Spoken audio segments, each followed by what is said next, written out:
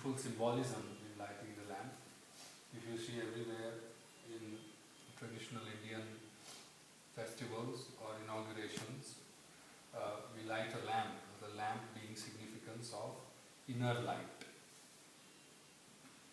But not just that, also the material, the material for the lamp is always used as ghee.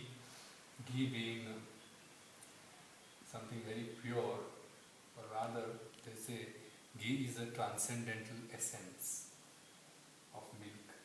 You have to derive ghee out of milk after putting it through different processes over a period of time.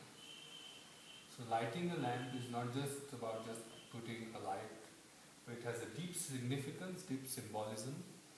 One being the light itself and the other being the ghee, which is the purest essence derived out of the chunk of milk. So it is basically representative of the ghee is the spirit, the perseverance, the endurance, the tapas, as they say, the heat or the burning that a yogi has to go through in order to shine bright, in order to reside in his or her own divinity or divine. So every time you light a lamp, that is something that you have to remember or remind yourself. Not just in the Hindu tradition, but also in the Christian tradition, where you light a candle. Accommodated in the 4 days.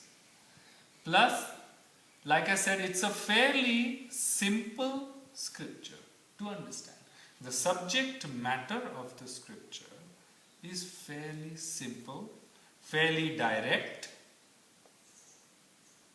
It's not. Otherwise, the scriptures have a habit of taking 4 or 5 rounds and saying the same thing.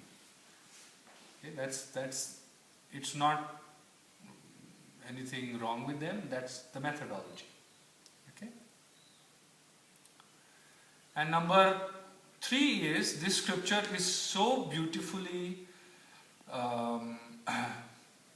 relevant to our day-to-day life, because this is a scripture which talks about the mind. And we will explore the idea of mind in multiple ways, with a lot of cross-references from other scriptures, cross-religious ideas also. Patanjali Yoga Sutra would have been too long. Bhagavad Gita would have been extremely long. We have to come here to stay for 3 years to study Bhagavad Gita. Something like that. Patanjali Yoga Sutra is unfortunately the most used and abused scripture in the yoga. Nectar of immortality. Now, Amrita means it is nectar, or I am giving you the other deeper symbolic meaning, immortality. But Bindu is, a point, a drop. Bindu is actually a point. But since we are talking about nectar, it cannot be a point, it has to be a drop. Why a drop? Why not 1 liter? Why not Amrita liter Upanishad? Why not Amrita can Upanishad? That's because when we are talking about immortality, even a single drop is enough to give you that immortality. You don't need liters, you don't need bottles, you don't need cans. Just a drop of that nectar is enough to liberate you, to make you immortal. What nectar are we talking about? The nectar from the honeybees? No, we're talking about the nectar of wisdom contained in the Upanishad. The nectar is there. There is a pot of nectar in front of you. in form of the Upanishad. Don't be greedy.